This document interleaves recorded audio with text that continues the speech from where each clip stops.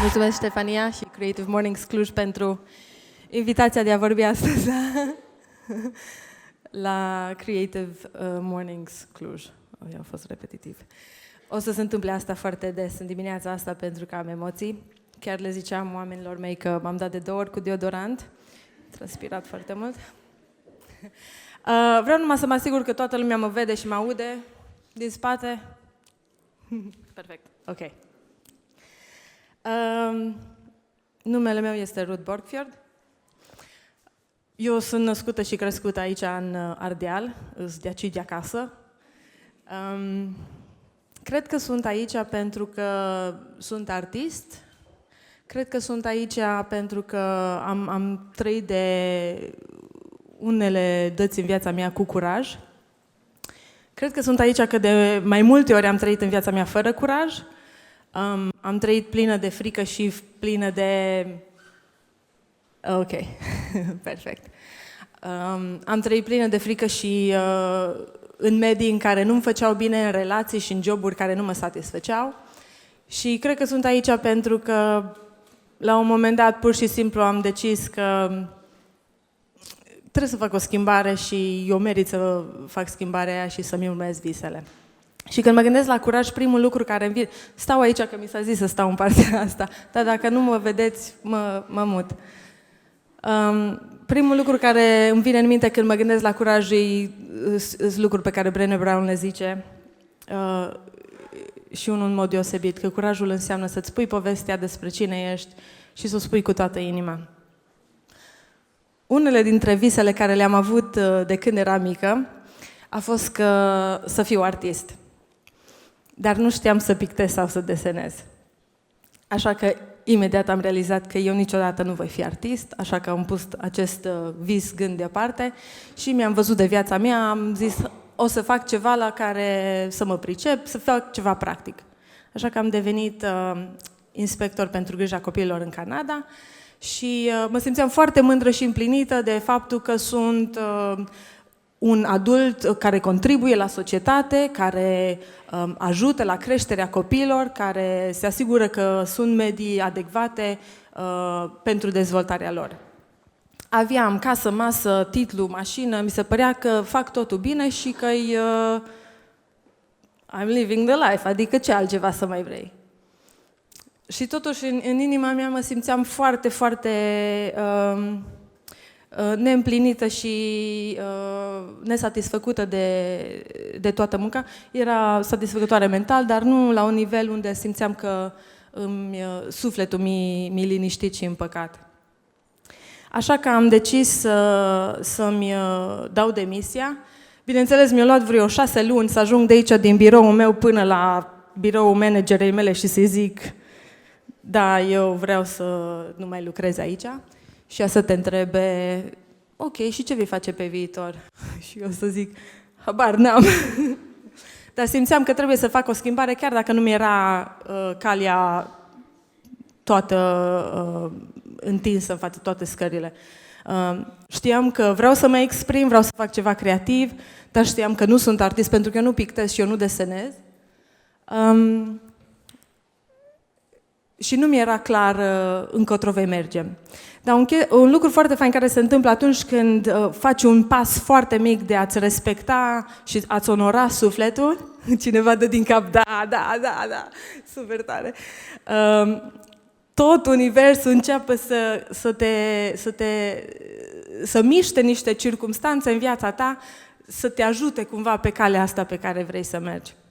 Așa s-a întâmplat că niște cunoscuți mi-au oferit să produc un eveniment foarte mic de teatru, tot în Canada. Acolo nu există teatru de stat, este doar teatru independent. Și am făcut, deci nu trebuie să ai nu știu ce degree ca să faci munca asta de producător și ok, am zis mă pricep la niște chestii, pot să fac asta. Am făcut o chestie mică, a mers bine, am făcut una mai mare, a mers și mai bine și așa am ajuns câțiva ani să fiu producător de teatru fără să-mi propun sau să-mi visez la asta vreodată. Și din nou am avut o conversație cu mine însă să văd dacă îmi place unde sunt în viața mea, dacă mă simt bine și tot ce mi-am dorit. Și am realizat că nu-i tot ce mi-am dorit și nu mă simt împlinită 100%. Și din nou mi-am dat demisia. Mi-mi place să-mi dau demisia din locuri. Un lucru care mi-a fost de folos totuși în mediul acela de teatru era că eram înconjurată de oameni creativi și artiști, idei creative și artistice și de o parte puteam să-mi dezvolt fotografia și scurtmetrajele care eram pasionată. Din nou continuam să cred că eu nu pot să fiu artist pentru că eu nu știu să pictez. Eu literalmente nici astăzi nu știu să pictez și nu știu să desenez.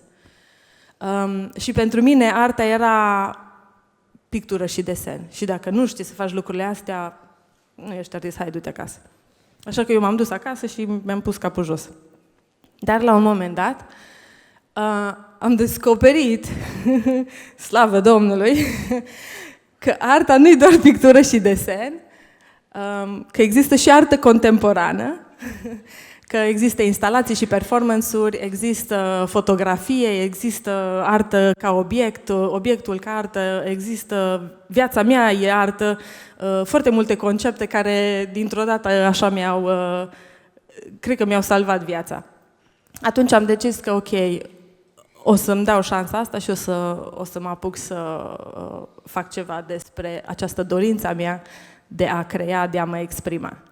Am mers la facultate la 30 și ceva de ani, a doua oară, și am terminat diploma de artist. Nu cred că e așa, dar... Cum se numește când termin facultatea de arte? Nu știu. O să vă arăt acum doar câteva din lucrările mele. Asta a fost acum, în ultimul an, la Muzeul de Artă. Este o replică la Cina cea de taină a lui Da Vinci. Un lucru care îmi place să-l fac în fotografie, care necesită curaj, e acela de când nu există ceea ce tu îți dorești, să spargi normele și stereotipurile și să creezi ceea ce vrei.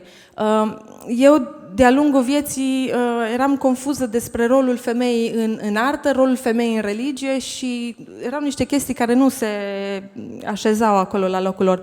Așa că ca artist, mi-am dat permisiunea, am avut curajul să pun sub semnul întrebării lucrurile care le se întâmplă, să experimentez, să procesez prin artă nelămuririle care le aveam, îndoielile asupra convingerilor cu care am crescut și așa mai departe.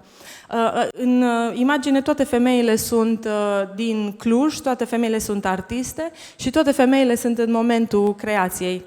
Fiecare are în mână obiectul creației, de la sculptură, graffiti, pictură, sketchbook și fotografie. Și fotografia era chiar și un performance. Nu știu dacă se vede, dar aici artista de lângă mine îmi chiar face tatuajul ăsta. Unii zic că îmi place să mă rănesc singură pentru artă, dar nu știu dacă e așa. Dar în timp ce ea îmi face tatuajul, eu tot în procesul creației declanșez aparatul care face fotografia. Mă joc foarte mult cu ideile astea de religie pentru că am crescut într-un mediu religios și cred că întotdeauna m-am simțit foarte conectată cu spiritualitatea și cu divinitatea și cred că la un moment dat, un alt vis de-al meu a fost că eu voi deveni preot. Și mi s-a părut ciudat că nu pot să devin preot decât preoteasă, adică căsătorită cu un preot și aia... Nu, pe mai multe nivele mi s-a părut că nu e ok. Dar, din nou, în artă mi-am permis curajul. Dacă în realitate nu pot să creez o biserică și unde femeie poate să fie o femeie, dacă în realitate nu îi se permite femeii să intre în spațiul sfânt de altar, o să creez în arta mea altare, nu doar care permit femeii acces, dar care venerează femeia, organul genital al femeii, sexualitatea femeii și așa mai departe. Pentru mine curajul, dacă mergem la citatul de la început, înseamnă să îți spui povestea despre cine ești și să o faci cu toată inima. Și câteodată eu fac chestiile astea, procesele astea de exprimare prin munca mea, prin scurtmetraje, prin fotografii. Și curajul înseamnă pentru mine să stai cu sentimentele tale, chiar dacă sunt foarte inconfortabile și foarte neplăcute și nu te fac să arăți deloc cool și bine. Clujana este un foarte, foarte scurt metraj care l-am făcut zilele trecute. Am fost cu Focus Atelier până la fabrica Clujana. Și când eram acolo, mi-a stârnit o amintire. Când aveam 12 ani, eu am primit o pereche de ghete Clujana. Mai știți alea maro întors? Exista? Cineva mai știe? Da. Și mi s-a părut foarte deosebite. Filmulețul e într-o stare foarte ro, l-am pus așa în câteva ore, imagine, text peste, dar narațiunea, îi povestea mea, amintirea, peste imagini din Clujana. Dacă e ok să ne uităm un pic de el.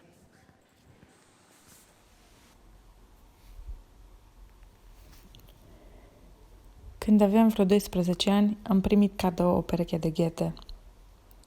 Era o piele întoarsă, crem maroniu. Erau deosebit de frumoase și unice. Eram chiar după Revoluție și nu prea erau bani. Și eu eram dintr-o familie cu 5 copii. Majoritatea lucrurilor pe care le aveam erau chestii ce-i rămăseseră mici surorii mele. Geaca, sau bunda cum îi ziceam noi, a trecut de la ea la mine. Haine, papuci, prima dată le avea ea, apoi le aveam eu când îi rămâneau ei mici. Odată eram la bunica în grădină cu mătușile mele. Părinții mei mi-au spus că au treabă în oraș și eu cu sora mea am zis că vrem să mergem cu ei. Părinții au decis să nu ne ia pe nișcare pentru că aveau de mers dintr-o parte într-alta și se grăbeau. Așa că am rămas cu mătușile în grădină să ne jucăm. La un moment dat m-am întors să mă uit la dealul din spatele grădinii. Acolo i-am văzut pe părinții mei. Împreună cu sora mea mai mare se îndreptau către oraș.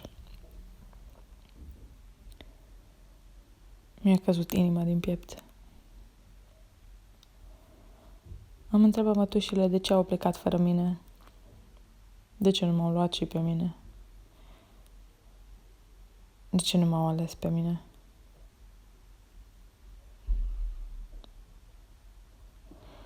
Din acel moment ceva cred că în mine s-a rupt. Noțiunea că aparțin s-a destrămat. Îi auzeam pe părinții mei spunându-mi că mă iubesc, dar tot ce simțeam e că nu sunt semnificative. De atunci am început să cred că eu nu aparțin. La 12 ani, când am primit pentru prima dată o pereche de ghete Clujana de piele întoarsă, special aleși pentru mine, ca eu să-i port prima, m-am simțit importantă. Nu știu dacă mai am simțit vreodată de atunci că aparțin familiei mele, dar în momentul în care am primit ghetele, m-am simțit specială.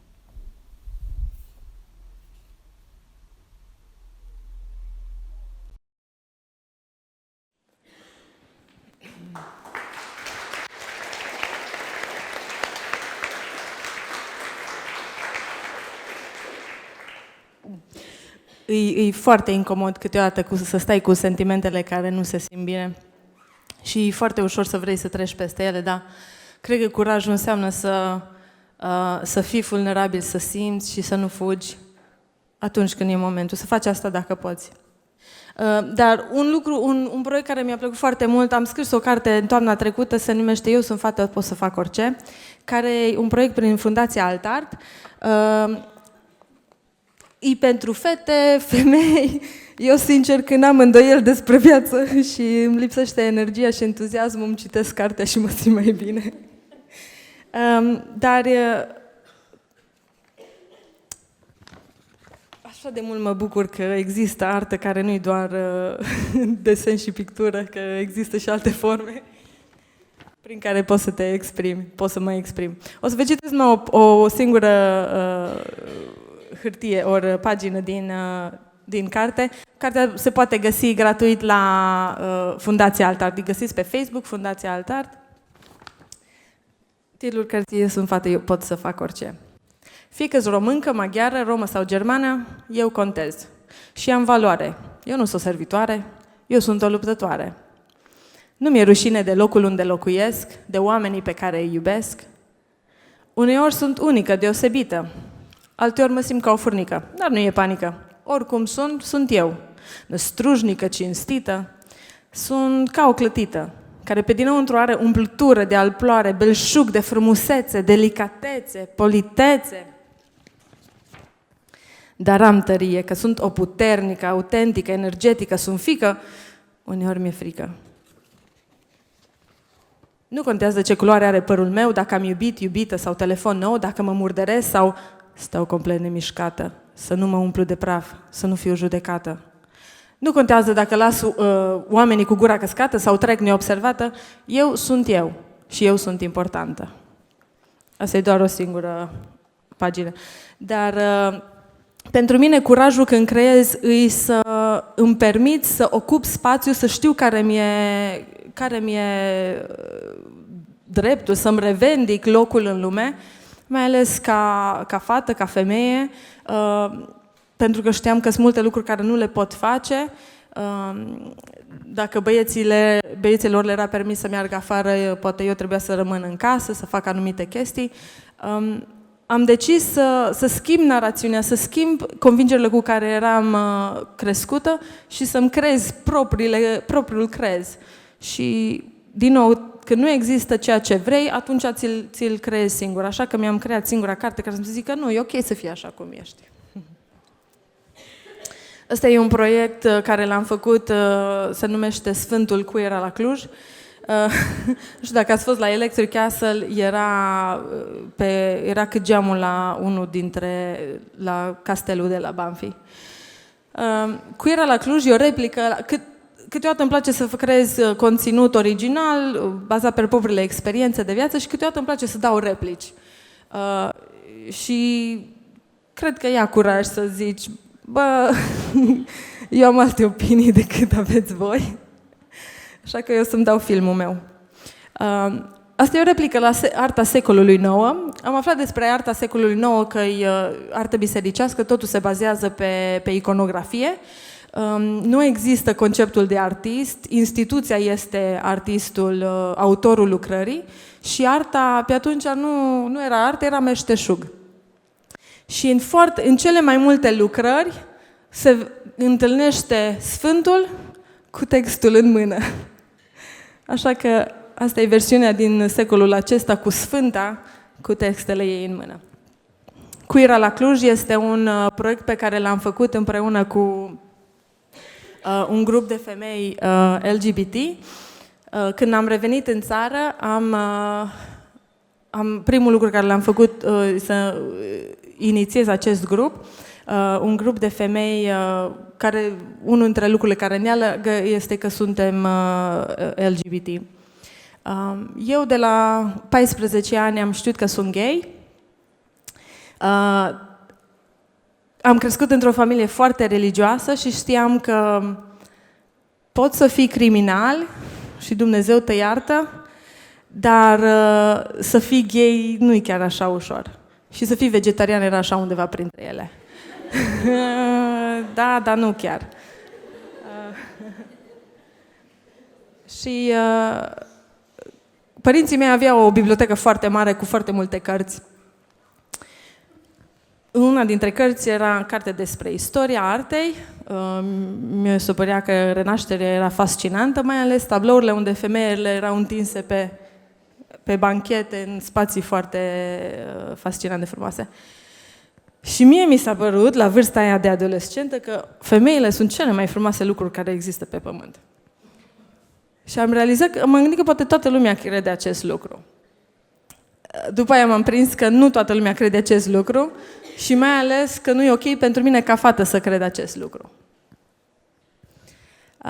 Știind familia mea de unde vine și convingerile cu care crescusem, am realizat că dacă vreau să rămân în familia mea, dacă vreau să aparțin familiei mele, eu va trebui să ascund lucrul ăsta despre mine. Așa că am decis să nu fiu gay.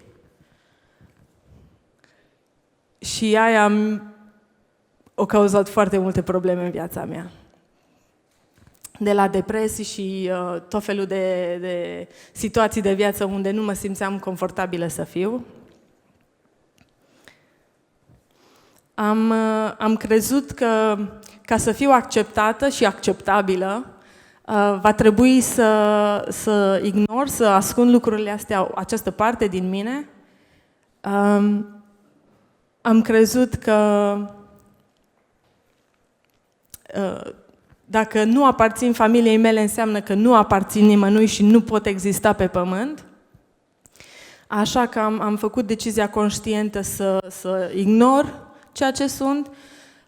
Am ajuns să urăsc partea aia, să fiu dezgustată de partea aia din mine, să-mi ignor trăirile, gândurile, impulsurile.